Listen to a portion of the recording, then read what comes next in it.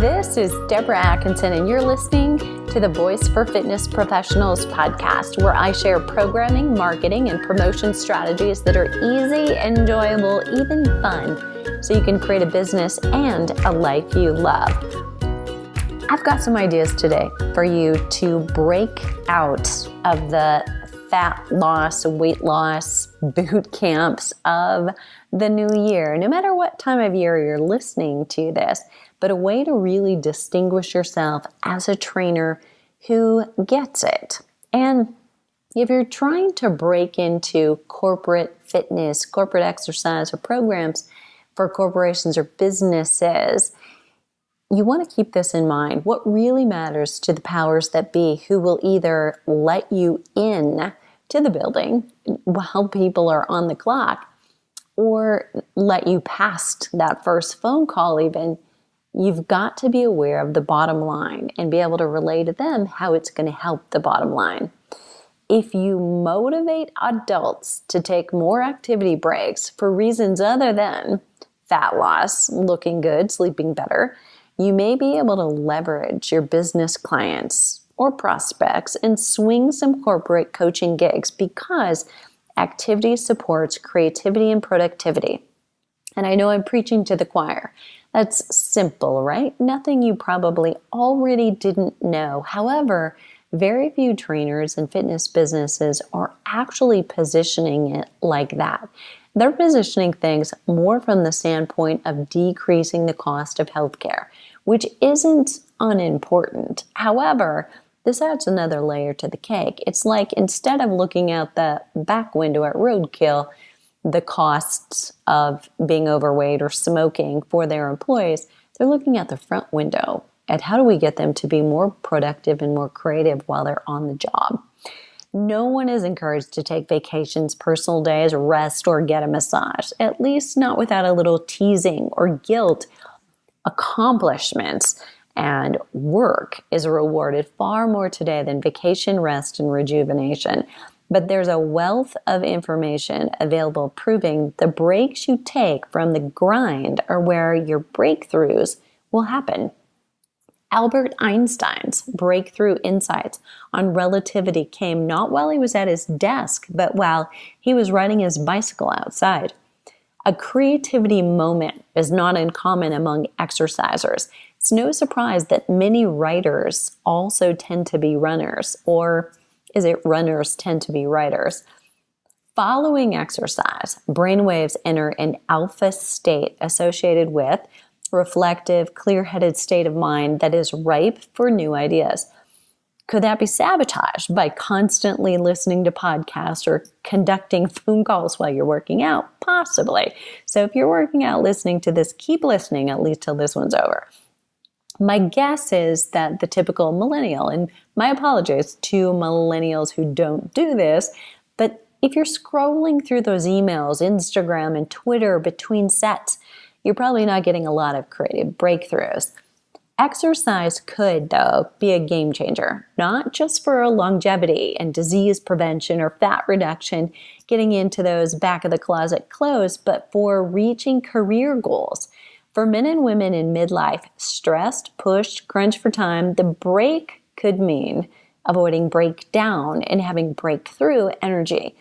It's long-standing knowledge that exercise decreases stress.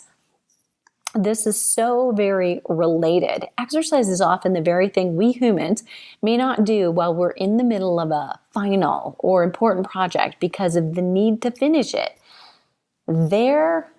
We are never realizing or acknowledging that the longer we stare at a computer screen, sit in the stacks of the library studying, pull together lesson plans for the semester, we could be avoiding the very thing that will help increase the quality and decrease the time it takes to finish the task.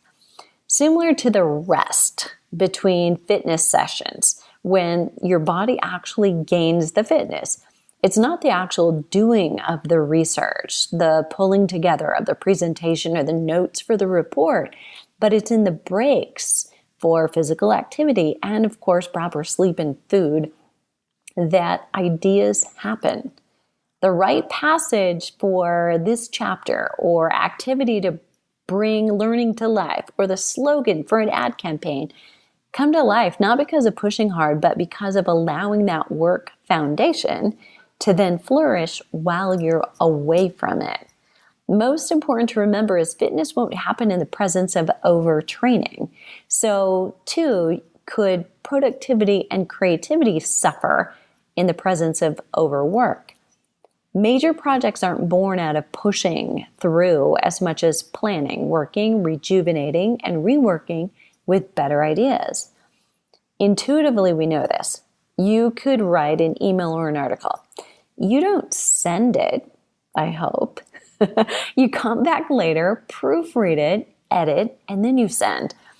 The time away is what lets you get it right, clean up errors, have a breakthrough idea. Google is known for establishing campuses for employees that supposedly encourage them to stay longer, spend more time at work, and yet Google creates playful environments, bike shops within its buildings where employees can tinker on their bikes. They feel encouraged and supported to be active, not in small ways, but big ones. Dedicated space and tools for bikers in the active bike community of Boulder became an entire bike shop. Showers are on site so employees can ride to work or take midday rides to free their creativity. In 2014, a study by scientists at Stanford University showed that walking significantly improves certain types of cognitive efforts involved in creativity, specifically convergent thinking, such as the ability to come up with solutions to a problem, and divergent thinking, which involves conceiving open-ended original ideas. Isn't that a concept? Chronic stress in the presence of overwhelming schedules, projects, responsibilities, real or assumed, results in HPA axis activation constantly.